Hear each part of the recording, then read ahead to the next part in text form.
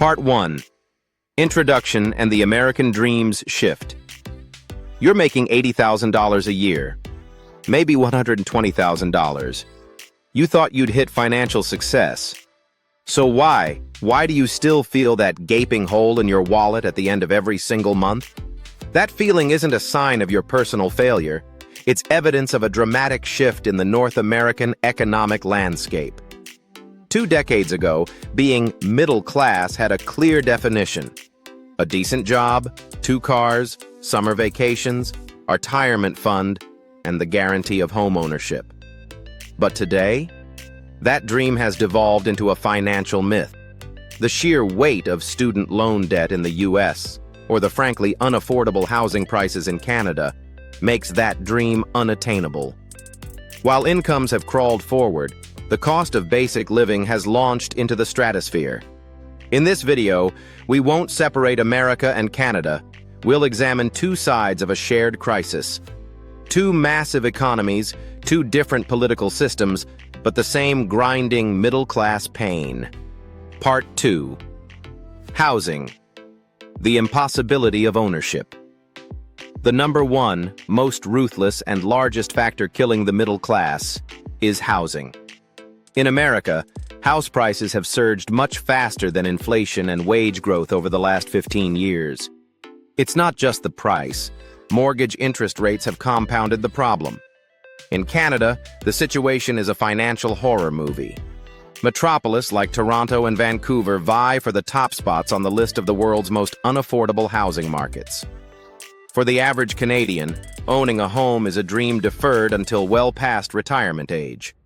U.S. focus. The coordinated purchasing of single-family homes by large investment funds has completely sidelined the average middle-class buyer. Saving up for a home no longer means beating inflation. It means beating a Wall Street hedge fund. Canada focus. Rents have simultaneously exploded.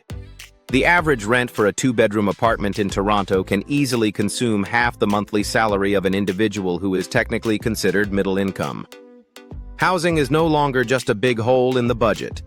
It is the budget. Part 3. The debt burden. Bipolar financial pain. Following closely behind housing, the second major burden choking the middle class is debt. The U.S. student loan. Nightmare. Total student debt in the U.S. has passed $1.7 trillion. This debt isn't just crippling graduates' financial careers, it's delaying major life decisions like marriage and having children. Graduation now means a 20-year financial sentence instead of freedom. The Canadian consumer debt threat. While student debt in Canada may seem more manageable, household non-mortgage consumer debt has hit historic highs. Canadians are relying heavily on credit cards and personal loans to cover the rising cost of groceries and other essentials. It's a financial time bomb. The healthcare and insurance divide. In the U.S., an emergency health event can drive a family to the brink of bankruptcy. While Canada's universal healthcare acts as a buffer, out-of-pocket expenses in critical areas like dental and vision care are still a silent enemy that erodes the middle-class paycheck. Part 4. The reality of wages and inflation. While all this debt and cost escalation has been occurring, real wages have stagnated. If you've received a raise over the last 2 decades, much of that increase has been swallowed whole by inflation. If your salary went up by 3%, but food costs rose by 10%, you are technically poorer. The productivity paradox. The North American economy has become incredibly efficient. Workers are producing more, faster, thanks to technology. But the benefits of this increased productivity have flowed not to the workers, but to the CEOs, the boards, and the shareholders.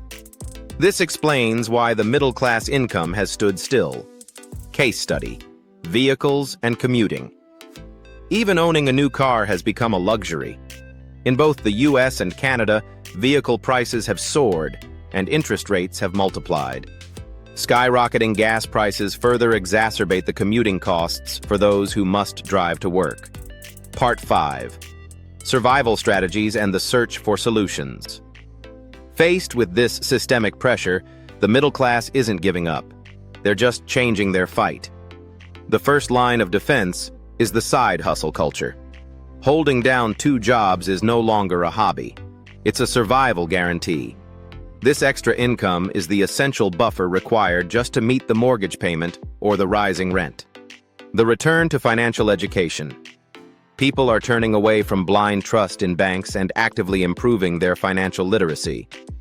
The necessity of learning budgeting, debt consolidation, credit score management, and smart investing strategies has become a forced skill. Communal pressure. Young generations in both Canada and the US realize this crisis is not a personal fault. They are increasingly putting communal pressure on politicians to address the systemic issues of housing affordability, minimum wage, and student debt relief. Conclusion. The North American dream isn't dead. It's just been redefined. The middle class is no longer a status automatically granted by having a decent paycheck. It is now a goal requiring financial savviness and an active struggle against the system. So, we ask you, what do you think the actual household income must be in America or Canada to truly be considered middle class today? $150,000? $300,000? Let us know your thoughts in the comments and join this crucial financial conversation. Please like this video and subscribe to the channel for more in-depth analysis. Thank you for watching.